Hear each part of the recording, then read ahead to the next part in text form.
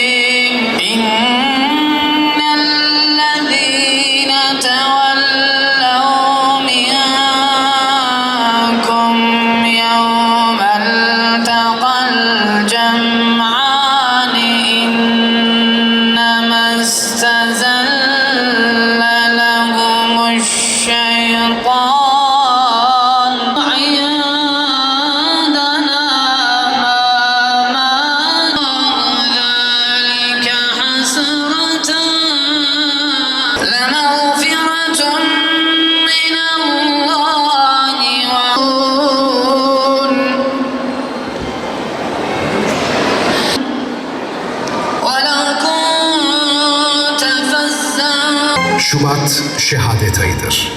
Soğuğuna rağmen şehitleri hatırlatmasıyla içimizi ısıtır.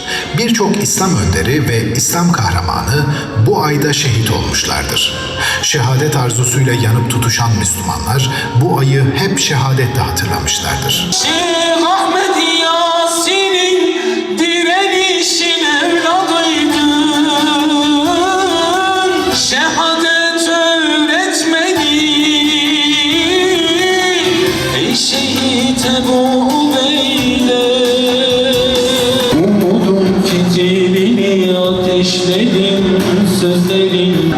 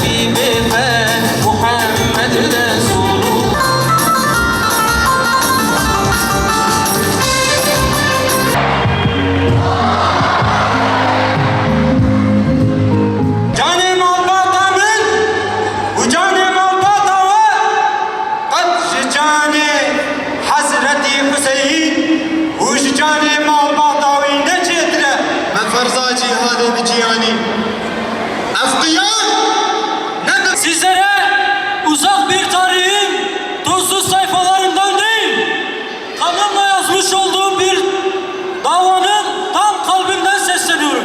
Ben size hakikatten, özgürlükten ve vazgeçilmeyen bir onurdan bahsetmeye geldim.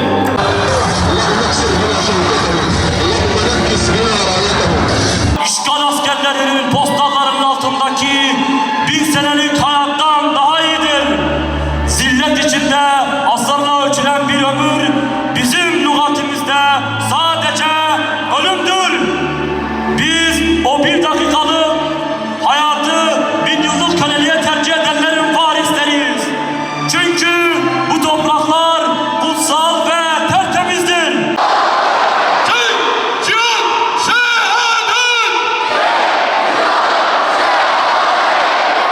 Elhamdülillah vessalatu vesselamu ala Resulillah.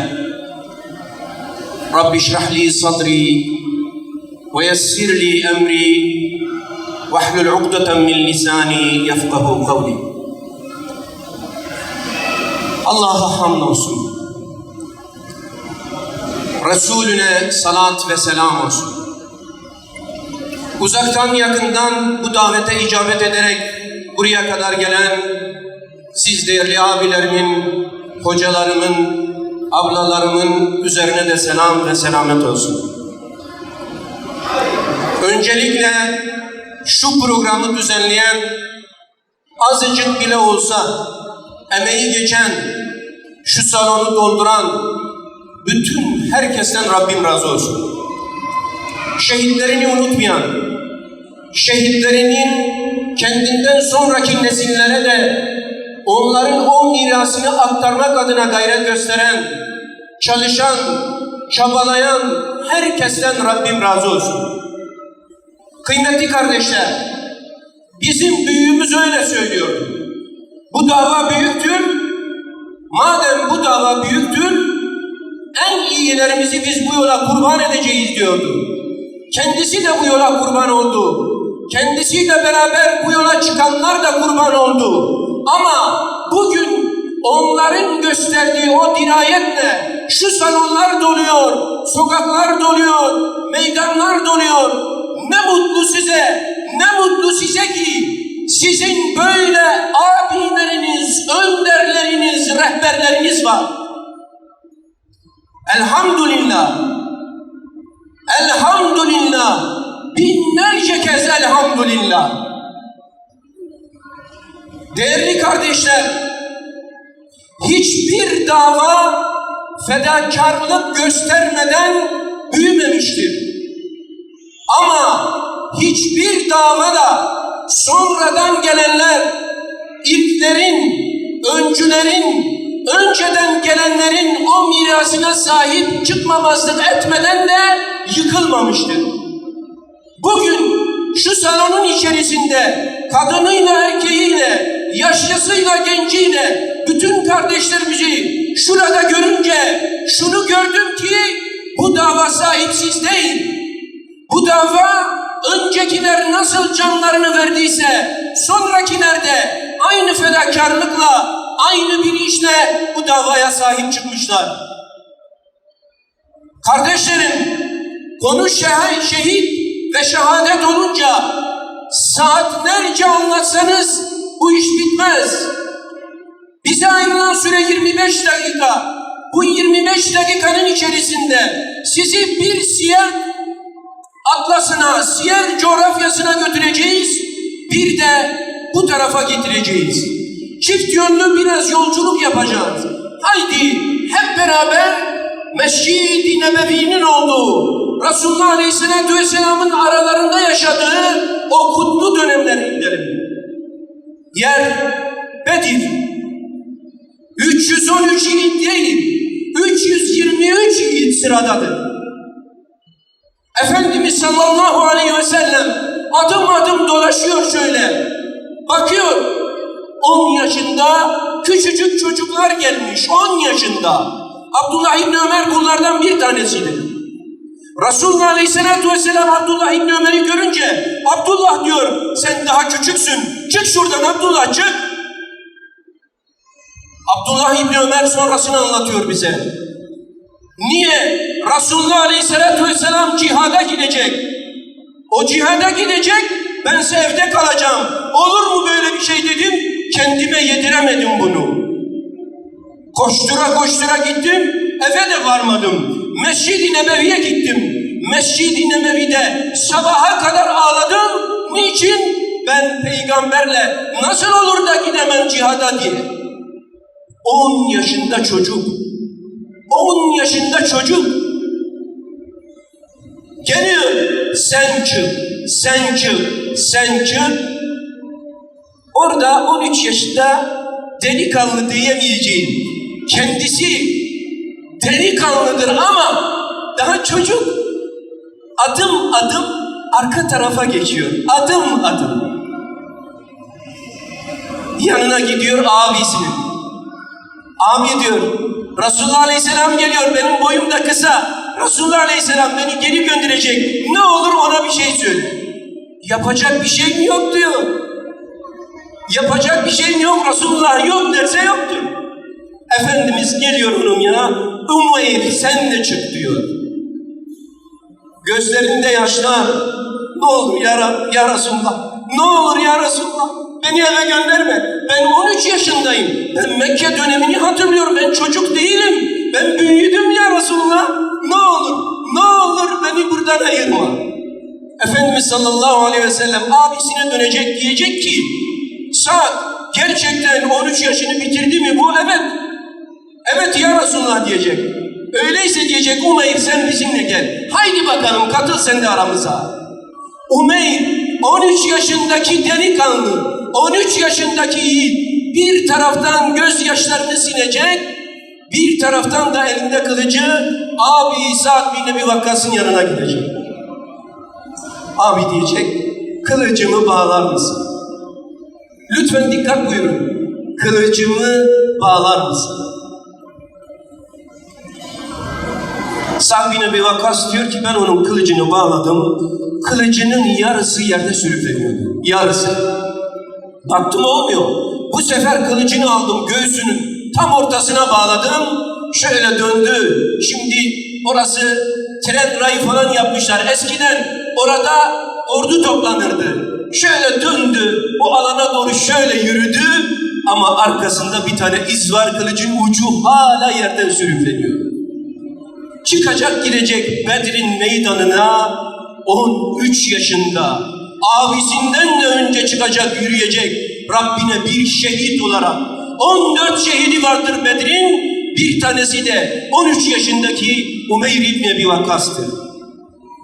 Bunları okuduğumuz zaman zannetmiştik ki bunlar tarihte kaldı. Sonra abileriniz kalktılar. Şu Kürdistan coğrafyasında milleti komünistleştirmek adına yapılan çalışmalar olurken onlar dediler ki olur mu?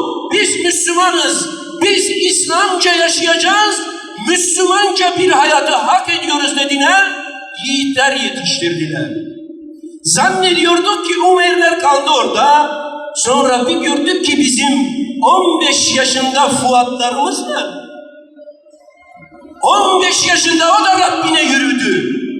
Siyer o gün orada cereyan ediyordu. Ondan yüzlerce yıl sonra Kürdistan'ın bağrında da cereyan ediyordu. Zannediyorduk ki bitti. Hayır. Bir yiğit daha çıktı. İsmi Küçük Ali'ydi. Ona Küçük Ali diyorlardı. Ali, tu azize dili, tu buy kure İmam Ali, em nalina teşbir nakin, küçük şehid Ali. Elhamdülillah bugün bakıyorum Aliler dolu. Salon Alilerle dolmuş. Salon Fuatlarla dolmuş. Zannediyorduk ki ya bunun ötesi olmaz zannediyorduk. Oldu be kardeşler, oldu. Gazze çıktı karşımıza. Öyle bir Gazze çıktı ki karşımıza. Küçücük Rimler şehit oldu. Dedesi Halid'le beraber. O gitti, arkasından dedesi de gitti onunla beraber. Seviyordu onu. Daha kötüsü olur mu diyorduk? Oldu be kardeşler, o da oldu. Hint Recepleri gördü. 335 kurşun sıkılmış. 335 kurşun. Küçücük 6 yaşındaki bedenler 335 kurşun. Araba duman olmuş. Paramparça olmuş. Bundan daha kötüsü olur mu zannediyorduk? Anne karnında küçücük doğmamış, dünya gözünü görmemiş, dünyaya gözünü açmamış küçük yiğitler gördük. Biz zannediyorduk ki tarihte kaldı. Zalimlerin yaptıkları tarihte kaldı. Hani bu zalimler o zulmü işliyorlar ya, Allah Celle Celaluhu hani Kur'an-ı Kerim'de وَاِذْ نَجَّيْنَاكُمْ مِنْ آلِ فِرْعَوْنَ يَسُومُونَكُمْ سُوءَ الْعَذَابِ يذبحون أبناءكم ويستحيون نساءكم وفي ذلكم بلاء من ربكم عظيم. Hani Firavun, o zalim Firavun Musa doğmasın diye onların erkek çocuklarını öldürüp kız çocuklarını bırakıyordu ya. Ama bu zalimler öyle yapmadılar. Küçük demediler, büyük demediler, kız demediler, erkek demediler. Anne karnında demediler. Anne karnındaki çocukları bile şehit ettiler. Yer Uhud. Uhud'un o ilk dönemi bitmiş, ikinci dönemi başlamış, ordu dağılmış, Resulullah Aleyhisselatü Vesselam yaralanmış, bir çukura yuvarlanmış, haber ta Medine'ye gitmiş, Muhammed sallallahu aleyhi ve sellem öldü diye haber gitmiş. Bir ana var, analar beni dinleyin, analar beni dinleyin. Bir ana var, bir ana. Resulullah Aleyhisselam şehit mi olmuş? Koştura koştura Uhud meydanına gidiyor. Uhud meydanına 3 yiğidini göndermiş. Birisinin ismi Avf, en büyüğünün ismi, ortancasının Muaz, onun bir küçüğünün ismi Muafiz. 3 kişiyi göndermiş. Koştura koştura gidiyor. Meydana gidiyor Sümeyra validemiz, Afra Hatun. Varıyor. O varıncaya kadar savaş ilk dönemi bitmiş. Şehitler sıraya konmuş. Koştura koştura gidiyor. Ne olur? Ne olur bana Resulullah Aleyhisselatü Vesselam'ı gösterin. Ne olur bana peygamberi gösterin. Diyorlar ki oğlum Avf şehit oldu. Muaz, Muafiz şehit oldu. Kocan Haris o da şehit oldu. Bana Resulullah'ı gösterin, Resulullah'ı. Ben bunu anlatmayacağım size, biliyor musunuz? Niye söyledim Sümeyra validemizi? Anneler. Bir oğlunu Bedir'de vermiş. 2 oğlunu Uhud'da şehit vermiş. Ama ondan sonra Medine'li birisiyle evlenecek. 4 çocuğu daha olacak. 4'ünü de yetiştirecek. 4'ü daha şehit olacak. 7 şehit anasıdır. 7 şehit anasıdır Sümeyra validemiz. Bu kardeşiniz hasbelkader biraz siyerle iştigal eder. Ben diyordum ki herhalde tarih bir daha böyle bir tablo göremez. Gördü be kardeşler. Gördü. Gazze'de Ala el-Neccar doktordu. Hem de çocuk doktoruydu. Evini bombaladılar. 9 tane çocuğu şehit oldu. 9 tane. 9 çocuk. 9 bebek. 9 çocuk. 9 narin bebek. Ben tarih bir daha görmez diyordum. Bu sayfaları bir daha biz çevirmeyiz zannediyordum. Ama 9 çocuk. Sümeyra validemiz hiç olmazsa daha sonra gitti. Çocuklarının alnından öptü. Helal olsun size dedi. Size sütüm helal olsun dedi. Ben zaten sizi bunun için yetiştirmiştim dedi. Sonra da durdu cenaze namazlarını kıldı. Ama Ala el-Neccar üzerinde cenaze namazı kılacak çocuk bulamadı. Yanmışlardı. Hangi bombayı atmışlarsa artık paramparça olmuşlar, yanmışlar, cenaze namazlarını bile kılamadılar. Sonra kocası da şehit oldu. Hem kocasını hem 9 tane çocuğunu şehit edildi. Ben zannediyordum ki herhalde olmaz herhalde ötesi. Oldu be kardeşler. Oldu. Yer Uhud. Anlatacağım hem oradan hem buradan. Amr ibn Cemum gitmiş Resulullah Aleyhisselam'ın yanına. Ya Resulullah, ben diyorum ki ben cihada gideceğim ama benim çocuklarım 4 tane oğlu var, 4'ü de orada. Onlar izin vermiyorlar. Ben de istiyorum Uhud'a gideyim. Ben de istiyorum Allah için cihad edeyim. Ben de istiyorum bu meydanlara geleyim. Topu aldı. Efendimiz sallallahu aleyhi ve sellem diyor ki Amr, Allah bu yükümlülüğü senin üzerinden kaldırdı. Senin 4 tane çocuğun da geliyor zaten. Sen gelmesen de olur. Ya Resulullah, ben de cennete gitmek istiyorum. Ben de şehit olmak istiyorum. Niye benim önümde engel oluyorsunuz? İzin verin, ben de geleyim. Çok istiyorsan gel diyecek. Amr İbni Cemuh çıkacak, gidecek o meydana. O meydanda o gün o da şehit olacak. Diyordum ki herhalde bunun ötesi olmaz. Oldu kardeşler, oldu. Yer Kadisiye. Abdullah İbni Ümmü Mektum duymuş, Tebuk seferinden sonra cihat eden Müslümanlar, mücahit Müslümanlar diğer Müslümanlardan derece olarak daha üstündür. Duymuş bunu. Diyor ki, gidiyor ordu komutanının yanına, Sa'd bin Ebi Vakkas'ın yanına. Diyor ki benim gözüm görmüyor, doğrudur. Karşımıza 100 binlercelik bir ordu gelmiş. O da doğrudur ama benim gözüm görmüyor. İslam sancağını bana verin.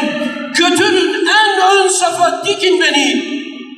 Müslümanlar belki beni gördüklerinde galeyana gelir de biz düşmanları mağlup ederiz. 2 gözü görmeyen Abdullah İbni Ümmü Mektum Kadisiye meydanındadır, Kadisiye meydanında.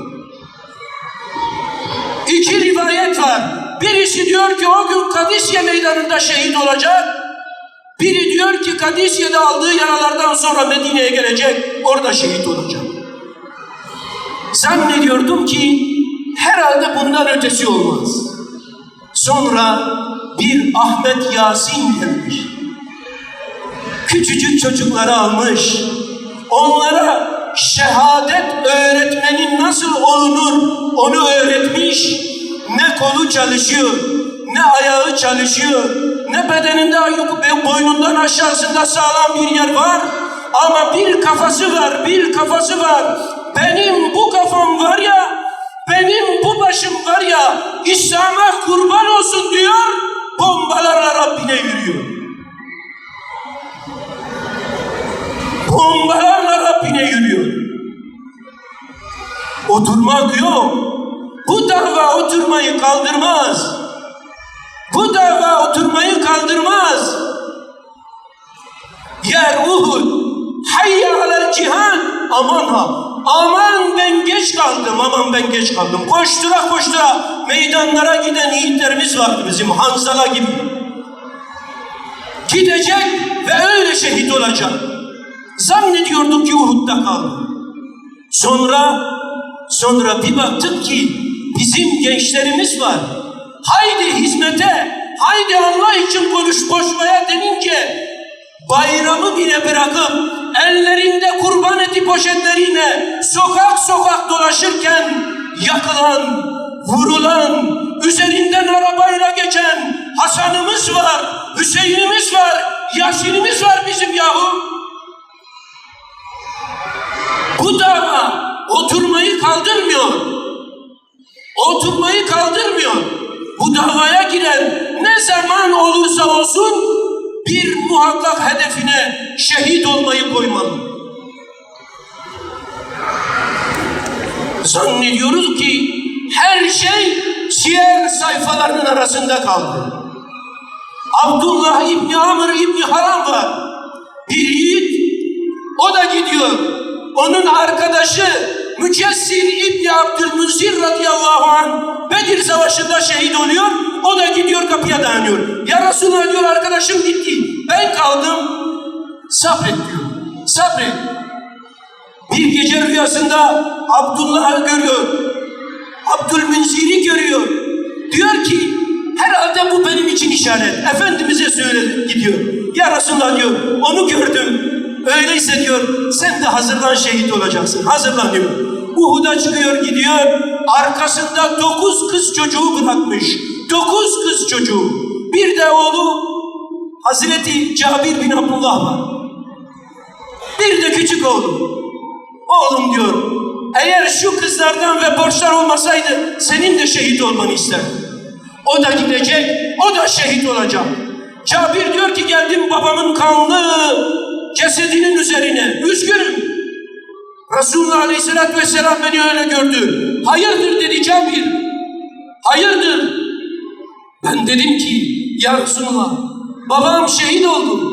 Arkada 9 tane kız çocuğu bıraktı. Borç bıraktı. O yüzden biraz hüzünlüyüm. Efendimiz sallallahu aleyhi ve sellem döndü. Cabir dedi, ben sana Allah'ın senin babanın nasıl karşıladığını sana anlatayım mı? Anam babam sana feda olsun. Anlat ya Resulullah dedim.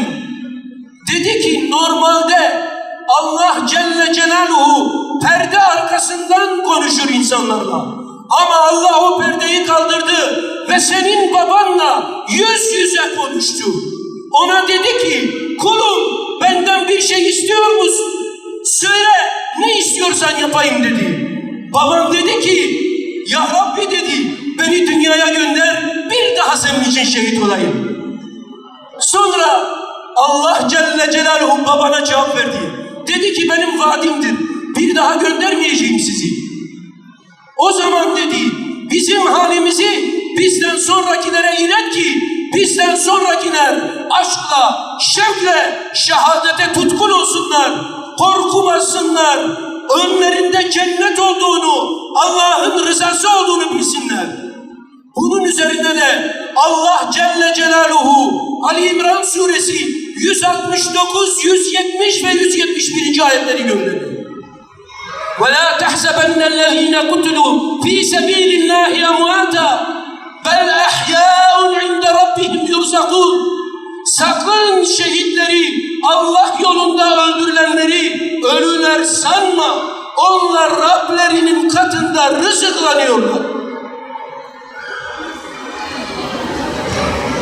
Zannediyorduk ki Hazreti Hüseyin Kerbela'da şehit oldu. Orada bitti, bu defter kapandı zannediyordum. Sonra bir baktık ki kardeş, Hüseyinler çokmuş. Bu davaya aşıklar çokmuş. Li-başari nüseybine, li-bervi kerme hafine, bi-tekbir adına huyne, şehit bu Hüseyin'in. Zannediyorduk ki Hüseyin orada kaldı. Sonra bir baktık ki bir Hüseyin'imiz daha varmış. Süsada'da. Hüseyin kim? Hüseyin benim ben. Ben rehberim, önderim Hüseyin'den aldım cesaretimi. Beni mi korkutacaksınız? Sinesini keleşlerin o yağmur gibi gelen kurşunlarına siper eder. Rabbine yürüyen yiğitlerimiz var. Zannettik Hüseyinler orada kaldı. Kısa bir süre sonra ses Beykoz'dan geldi. Hüseyin mi?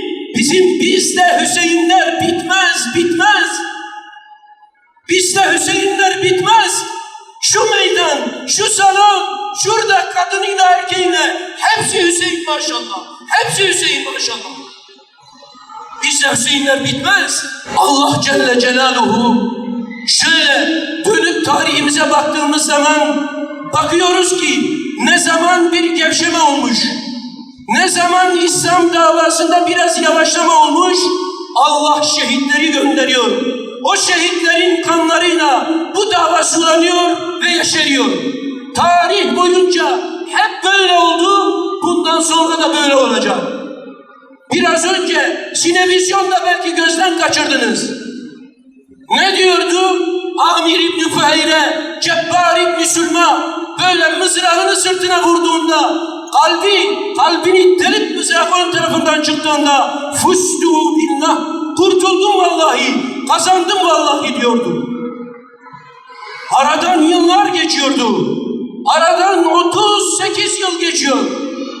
38 yıl sonra bir sabah namazına yürürken Hazreti Ali Abdurrahman İbni Mülcem'in kılıçları kendi kafasına indiğinde Bismillah ve billah ve ala minneti Resulillah fustu bi Rabbil Kabe. Tekbir! Tekbir! Tekbir! Kabe'nin Rabbine yemin olsun kurtuldum. Kabe'nin Rabbine yemin olsun kurtuldum. Kabe'nin Rabbine yemin olsun ki kurtuldum. Sonra ondan önce Ömer'imiz var bizim. Dua ediyor. Allahümme erzukne şehadete fi sebilik ve mevteten fi beledi Resulik. Ya Rabbi, senin yolunda senden şehadet istiyorum. Ya Rabbi, ölümü de Resul'ün beldesi olan Medine'de istiyorum. Hazreti Hafsa annemiz bir gün böyle dua ettiğini görünce diyor ki, baba, yani senin duan İbn-i Kebşe'nin duası, yani olmayacak duaya amin diyorsun. Medine'de kim seni şehit edecek ki? Medine'de kim seni şehit edecek? Öyle deme kızım. Öyle deme kızım. Bir gün Resulullah Aleyhisselatü Vesselam, Ebu Bekir, ben ve Osman Uhud dağının üzerindeydik. Dağ sallandı böyle. Resulullah Aleyhisselatü Vesselam dedi ki, sabit dur Uhud. Sabit dur Uhud. Senin üzerinde bir nebi, bir sıddık, 2 de şehit var. Göreceksin, ben şehit olacağım. Nerede şehit oldu? Resulullah Aleyhisselatü Vesselam'ın mihrabında şehit oldu. Feyruz isimli, lakaplı Ebu Lüle ismindeki bir köle 7 hançer, zehirli hançer vuracak, onu orada şehit edecek. Zannediyorduk ki bitti bunlar. Kim Medine'de şehit edecek? Sonra bir baktık Yahya Sinvar geldi. Herkes diyordu ki, nerede bu Yahya Sinvar? Katar'da mı? Birleşik Arap Emirlikleri'nde mi? Yoksa başka yerlere mi gitti? Ama Yahya'ca yürüyordu. O peygamber olan Yahya'nın izinden yürüyordu. Nasıl Yahya Aleyhisselam şehit olmuşsa o da şehadetin peşinde yürüyordu. Hem de öyle bir şekilde şehit oldu ki onca bombaya rağmen, onca uçağa rağmen, onca tanka rağmen elindeki sopayla karşı koydu, elindeki sopayla. Bir de bu tabloları görünce bazıları vah vah diyor. Vah vah diyor. Vah bunlar şehit oldu, vah bunlar öldü, vah şu çocuklara şöyle oldu. Onlara vah vah değil, onlara vah vah değil. Asıl şehit olma ruhunu, cihat ruhunu kaybeden 2 milyarlık ümmete vah vah. Efendimiz sallallahu aleyhi ve sellem kim cihad etmeden veya cihadı içinden geçirmeden ölürse o münafıklığın bir şubesi üzerine ölür buyuruyor. Rabbim Celle Celaluhu cihat ruhunuzu daima diri kılsın. Şöyle programlarda tekrar bir araya gelmeyi nasip etsin. Sizi en emin olan Allah'a emanet ediyorum. Vesselamu aleyküm ve rahmetullahi ve berekatuhu.